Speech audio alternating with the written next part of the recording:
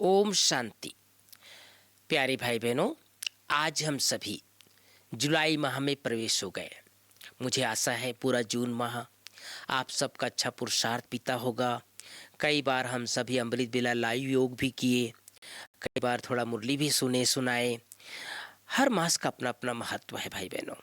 अभी हम सभी आज से अपनी प्यारी दीदी, आप सब नाम सुना होगा, पुराने लोग मनमोहनी दीदी, दीदी और दादी दोनों को बाबा ने यज्ञ संचालन के निमित्त बनाया था। तो दीदी को भी हम सब बहुत प्यार से याद करेंगे।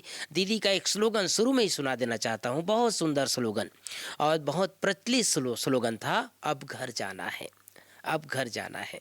ये जो गीत अभी हम सुनते हैं वो दीदी की ही याद में बनाया गया था और दीदी का अंतिम समय का संकल्प बहुत तेज था कि अब घर जाना है।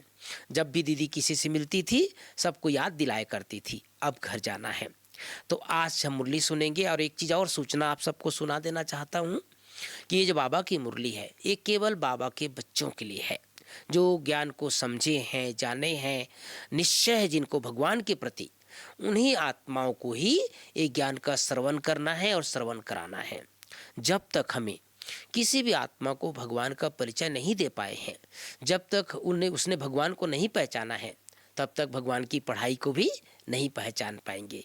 इसलिए विशेष ध्यान रखना है, ये पढ़ाई, ईश्वरीय पढ़ाई या ईश्वरीय महावाक्य उन्हीं आत्माओं के पास भेजना है या उन्हीं आत्माओं को सेंड करना है जो रेगुलर रूप से बाबा की मुरली सुनते हैं, है ना। तो आज की मुरली से मुख्य मुख्य 5 बातें। पहली बात, मीठे बच्चे, तुम्हारी बुद्धि में अभी सारे ज्ञान का सार है, इसलिए तुम्हें चित्रों की भी दरकार नहीं। पूरा ज्ञान का इसेंस सार हमारी बुद्धि में आ गया है, इसलिए चित्रों की दरकार नहीं। तुम बाप को याद करो और दूसरों को कराओ।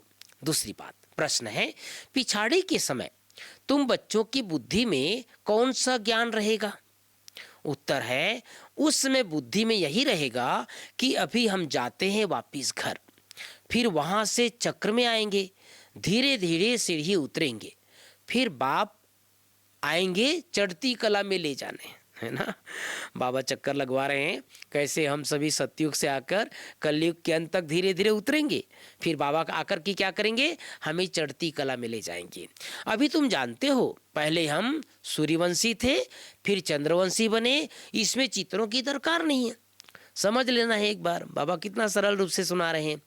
तीसरी बात, अपना टाइम सफल करने का अटेंशन रखना है, माया गफलत न करा सके उसके लिए महादानी बन बहुतों को रास्ता बताने में बिजी रहना है। अपनी ऊंची तकदीर बनाने के लिए धनी के नाम पर सब कुछ सफल करना है, रूहानी यूनिवर्सिटी खोलनी है। चौथी बात, वरदान है, ऊंचते ऊंच बाप को प्रत्यक्ष करने वाले शुभ और श्रेष्ठ कर्मधारी भव। स्लोगन है, रूहानियत का अर्थ है नयनों में पवित्रता की झलक और मुख पर पवित्रता की मुस्कुराहट हो। तो भाई बहनों, प्यारे बाबा ने हम सबको याद दिलाया है कि लास्ट में क्या रहेगा, अंत में केवल ज्ञान का सार हमारे बुद्धि में रहेगा। उसके लिए फिर कोई चित्र की दरकार नहीं, कोई प्रदर्शनी की दरकार नहीं, बस बाबा और बाबा का ज्ञान हमारी बुद्धि में घूमता रहेगा और उसी स्थिति में हम सभी वापस अपने घर जाएंगे। ओम शांति, ओम शांति।